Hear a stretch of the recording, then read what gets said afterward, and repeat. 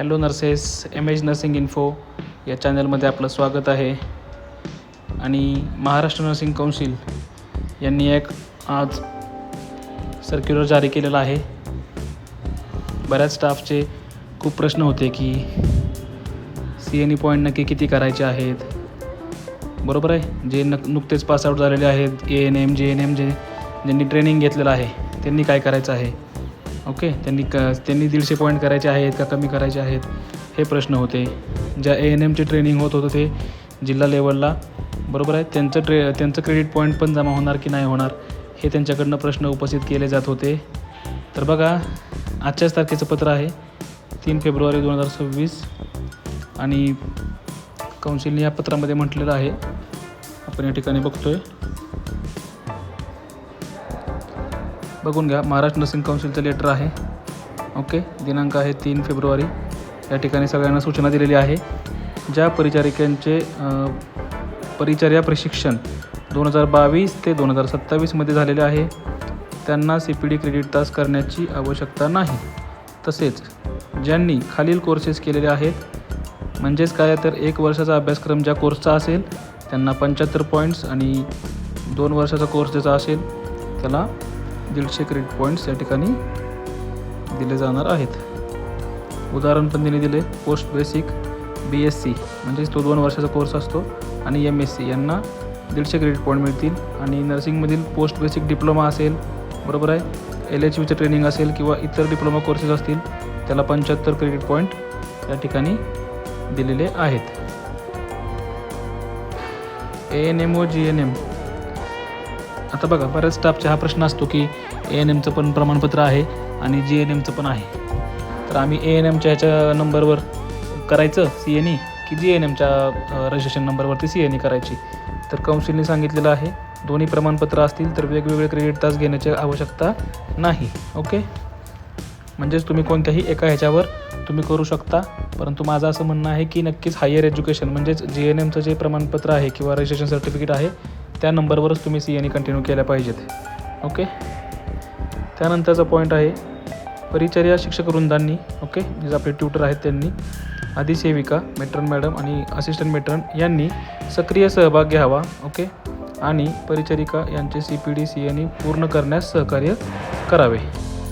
जसं की मागच्या CNEमध्ये त्यांनी म्हटलं होतं, मागच्या सर्क्युलरमध्ये कौन्सिलनी म्हटलं होतं की CNE आहे ही ऑन ड्युटी समजण्यात यावी. ओके, परिचारिकांना त्याच्यामध्ये सूट दिलेली होती. तसंच त्यांनी नेक्स्ट आहे बघा, जे काही सेवानिवृत्त परिचारिका आहेत म्हणजे जे रिटायर स्टाफ आहेत त्यांना सूट आहे, परंतु जर त्यांना त्यांना वर्किंगमध्ये राहायचं असेल, ओके, तर त्यांना क्रेडिट तास करणं आवश्यक राहील. हा एक पॉईंट त्यांनी म्हटलेला आहे. त्याच्यानंतर लास्टचा मुद्दा जो आहे, जे काही जिल्हा परिषद प्राथमिक आरोग्य केंद्र म्हणजे PSC आणि सब सेंटर जे आहेत त्यांनाही त्यांनी सूचना दिलेली आहे. त्याच्यामध्ये असं म्हटलेलं आहे की ज्या ANMचं, ओके, ANM असतील, LHV असतील किंवा CHO असतील, ज्यांचं ट्रेनिंग जे आहे ते आरोग्य आणि कुटुंब कल्याण मंत्रालय यांच्यामार्फत जे ट्रेनिंग होतात त्यांचे जिल्हा लेवलला, ओके, तर अशा ट्रेनिंगला देखील तिथं CNE पॉईंटचे क्रेडिट तास ते आहेत ते मिळणार आहेत. तर त्यासाठी त्यांनी काय करायचं आहे, तसं काय करायचं आहे, प्रस्ताव पाठवायचा आहे. म्हणजेच काय करायचं आहे, तर त्यांची प्रेझेंटी आहे, त्यांचा नोंदणी क्रमांक स्टाफचा आणि परिचारिकांचे नाव यांचा प्रस्ताव कौन्सिलला च्या कार्यालयामध्ये पाठवावा, जेणेकरून त्यांचा क्रेडिट तासचा विचार करण्यात येईल. म्हणजेच काय, तर त्या ठिकाणी सुद्धा त्यांना क्रेडिट तास दिले जाणार आहेत. तर आशा करतो की तुम्हाला हा व्हिडिओ नक्कीच आवडला असेल. ही माहिती तुमच्यापर्यंत पोहोचलेली आहे. बऱ्याच स्टाफच्या शंका कुशंका होत्या, बऱ्याच स्टाफच्या कमेंट्स येत होत्या. तर महाराष्ट्र नर्सिंग कौन्सिलने हे अधिकृत जी काही सूचना काढलेली आहे ते खूप चांगलं केलेलं आहे. आणि अजून एक तुम्हाला मी सांगतो की 2 CNEच्या मधला जो गॅप आहे तो त्याच्यामध्ये म्हटलेला आहे बघा, CNEला अप्लाय करताना की apply 1 CNE in 1 week. Okay, म्हणजेच काय तर 2 CNEच्या मध्ये तुम्हाला कमीत कमी 8 दिवसाचा जो आहे तो तुम्हाला गॅप ठेवायचा आहे. ओके, 8 दिवसच्या नंतरच तुम्हाला दुसरी CNE करायची आहे.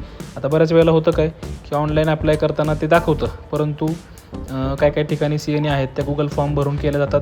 ओके, तर त्या ठिकाणी स्टाफला असं वाटतं की आपण जाऊ आणि आपले पॉईंट नंतर जमा होतील, परंतु असं नाही आहे. तुम्ही ऑफलाईन CNE करताना तुम्ही त्याचं शेड्यूलमधून तुम्ही तुमच्या काय म्हणतो आपण त्याला रजिस्ट्रेशन नंबर टाकून तुम्ही तिथे ॲप्लाय करून घ्या ऑनलाईन.